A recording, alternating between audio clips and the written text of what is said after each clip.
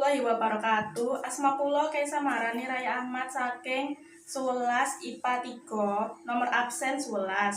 Dina iki kula bakal maca geguritan judule Layang iki kanggo sliramu. Layang iki kangge sliramu. Layang batin kang ora bakal pernah kok waca. Aku arep ngilang sawentara. Menawi setahun nanging ora merga wong liya. Merga aku kudu fokus ngadepi perkara. Perkara kang wis suwi dadi kekarepan ati. Kang ijeh ora kena diganggu sapa-sapa. Aku arep njaluk ngapura. Menawi ilangi awakku marai sliramu lara. Nanging aku iki wis tuwa. Lan aku durung oleh apa-apa saka uripku. Aku nyuwun pangapura.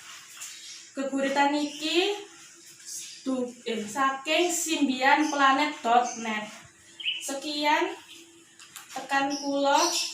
Wassalamualaikum warahmatullahi wabarakatuh.